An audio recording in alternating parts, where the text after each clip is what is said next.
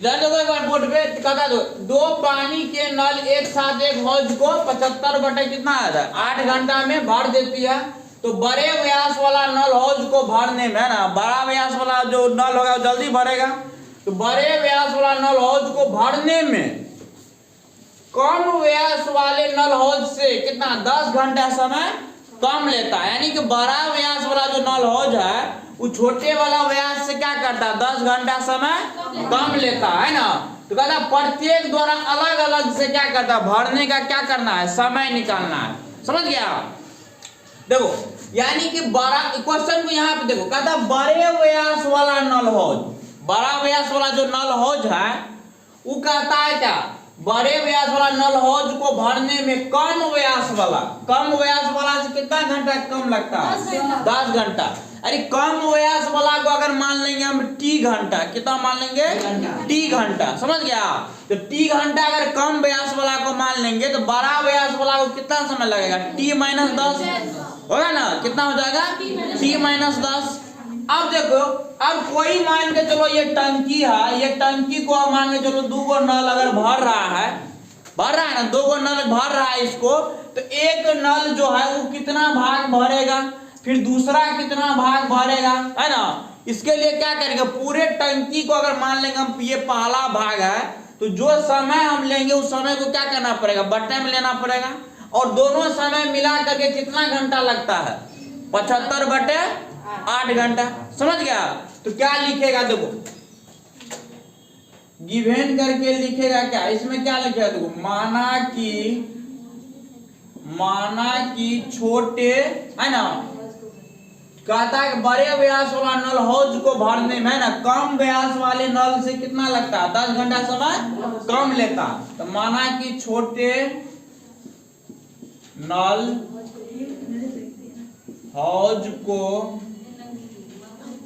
भरने में लगा समय को कितना मान लिए देखो टी घंटा। कितना मान लिए टी, यानी कि माना कि छोटे नल हौज को भरने में लगा समय कितना टी। तो बड़े नल हौज को है ना, बड़े हौज है 2 पानी के नल एक साथ एक हौज को है ना, यानी 2 गो पानी का नल है। तो मान लिए क्या छोटे नल को हौज भरने में लगा समय कितना टी। तो बड़े नल को हौज भरने में लगा समय ना, तो बड़ा हौज को कितना लगेगा बोलो टी माइनस 10 है ना। इससे ये 10 घंटा कम समय लेता है। अगर इसको माने हम टी घंटा तो कितना हो जाएगा टी माइनस 10 घंटा। कोई दिक्कत नहीं। अब क्या करना देखो, अब लिखेंगे क्या, यानी इसके द्वारा देखना ये कितना भाग भर सकता है, यानी छोटा वाला नल हौज कितना भर सकता है। ये भाग जो भरेगा क्या भरेगा 1/t भाग भरेगा ना, और ये वाला जो बड़ा वाला जो भरेगा कितना भरेगा 1/t माइनस 10 भाग। समझा? फिर दोनों मिला करके कितना के बराबर कर देंगे 1/75/8। ऐसा समझ में देखो। तो यहाँ पे देखो, यहाँ पे लिख दो ना डायरेक्ट अकॉर्डिंग क्वेश्चन डायरेक्ट लिख देते। देखो डायरेक्ट लिख देते। देखो अब इसके द्वारा जो भरा गया भाग होगा किसके द्वारा छोटे नल हौज के द्वारा, तो ये कितना भाग को भरेगा, ये भरेगा कितना 1/t भाग।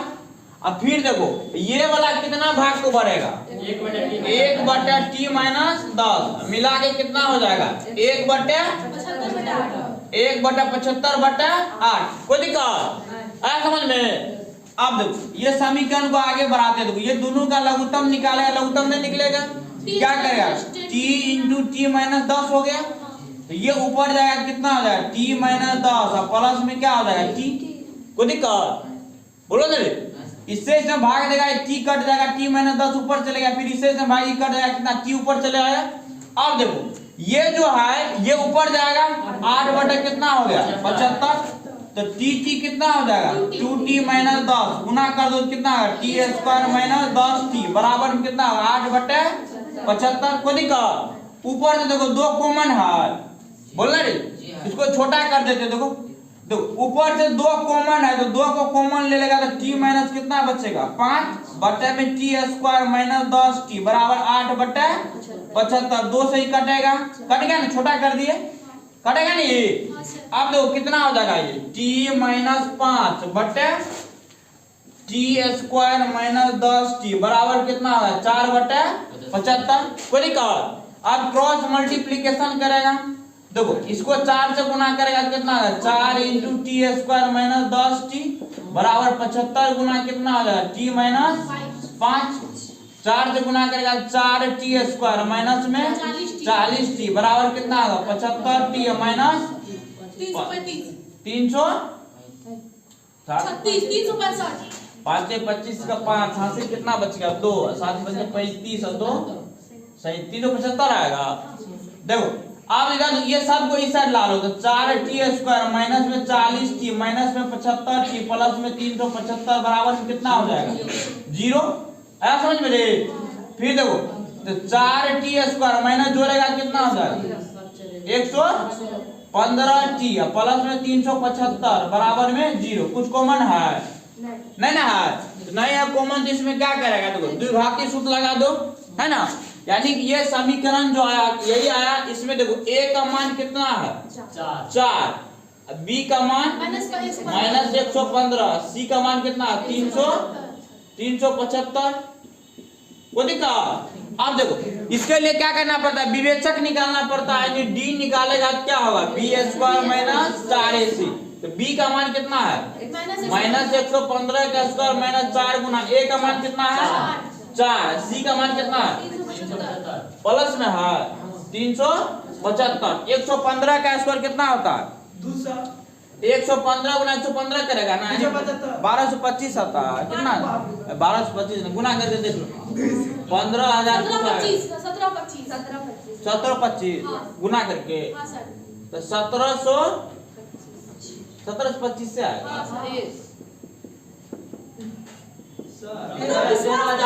5 से 25 5 से 7 5 से 5 1 1 उसके बाद 1 फिर 5 1 1 नहीं 5 12 5 5 10 5 5 10 11 12,225 आता है ना सर 13,225 तो एक हाथी को आगे बचा 13,225 कितना आया 13,000 ठीक है गुना एक बार चेक कर लो नहीं सर नहीं मैं ना चेक कर दिया माइनस 2 4 चौक 16 गुना कितना 375 है ना तो 13,225 गुना करेगा कितना आता है कितना 375 गुना 16 हाँ 6,000 होता है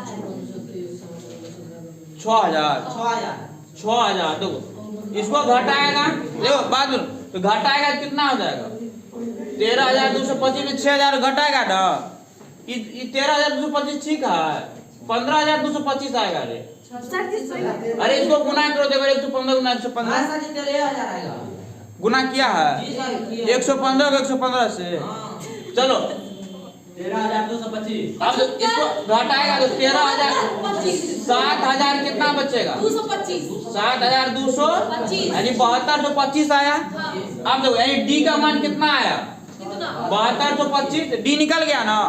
अब डी मालूम हो गया तो बात मत करो ये देखो अब वो डी जो मालूम हो गया यहाँ पे निकाल देते डी कितना आया 7225 तो एक्स निकालने के लिए फॉर्मूला बताया तो -b प्लस माइनस क्या होता है √d बटे 2a यही ना होता है क्वाड्रेटिक फॉर्मूला यही ना रे -b plus minus √d by क्या 2a।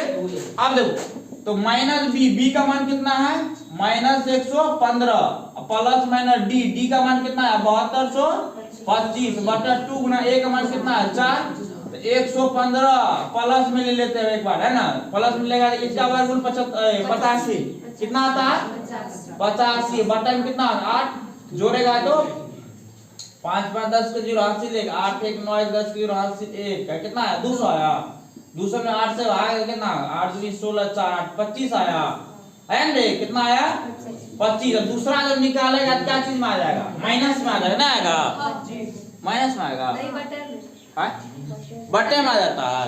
चलो तो याद है तो ये 25 आ गया तो 1 2 25 किसको मानेंगे t का मान आया ना x की जगह पे आप क्या लिखेंगे तो देखो t का मान 25 आ गया तो t का मान एगो 25 हो या t किसको माने थे छोटा वाला को ना, तो छोटा वाला को स्वाभाविक है ज्यादा घंटा लगेगा ना, हाँ तो सर। छोटा वाला को कितना घंटा लगेगा? 25 घंटा। 25 घंटा। बड़ा वाला के लिए 15 निकालेगा घंटा। तो 25 और माइनस में कितना आ जाएगा? 10, तो कितना आ जाएगा? 15 घंटा। यानी कि एक आंसर हो जाएगा 25 घंटा, दूसरा हो जाएगा 15 घंटा। आया समझ में? Yes sir. कोई दिक्कत नहीं। नहीं? भूलता है काहे को सर? समझा? यानी कुछ नहीं करना है कि बजो, यानी कि छोटे नल हौज को मान लेंगे टी, और बड़ा वाला का स्वाभाविक है बड़ा वाला कम समय लगेगा ना, तो टी माइनस कितना हो जाएगा? 10, है ना। कहीं कहीं क्या किया जाता है, बड़ा वाला को मान लिया, छोटा वाला को जोड़ दिया जाता है ना, वो सही है। कोई दिक्कत नहीं? आप देखो जो क्वेश्चन कहता है कैलकुलेशन, अगर कैलकुलेशन तुम्हारा अगर क्या करेगा, मतलब अगर वीक रहेगा तब तुमको रटना पड़ेगा। जैसे कोई मान के चलो बुक जो करता है उस हिसाब से कैलकुलेशन तगड़ा है ना, जो क्वेश्चन कहता है वैसे बनाओ। है समझ में? देखो तो छोटे नल हौज को भरने में टी समय लगा, बड़ा हौज को कितना हो जाएगा? T minus 10। समझा? अकॉर्डिंग क्वेश्चन लिखेगा, इसमें जो लगेगा समय कितना, 1/t भाग को भरेगा ये, और ये क्या करेगा 1/t माइनस 10 भाग को भरेगा, फिर दोनों मिला कर कितना होगा 1/75/t हो गया। ये 8 ऊपर चले गया। अब इसके बाद यहाँ तक आ गया, इसके बाद तो रुकना नहीं चाहिए कलम। कोई दिक्कत नहीं? समीकरण में जाके फंसा ए बी सी निकाल लो, डी निकाल लो, विवेचक निकाल करके, विवेचक निकाल के डायरेक्ट क्या करो, टी का मान निकाल। समझ में?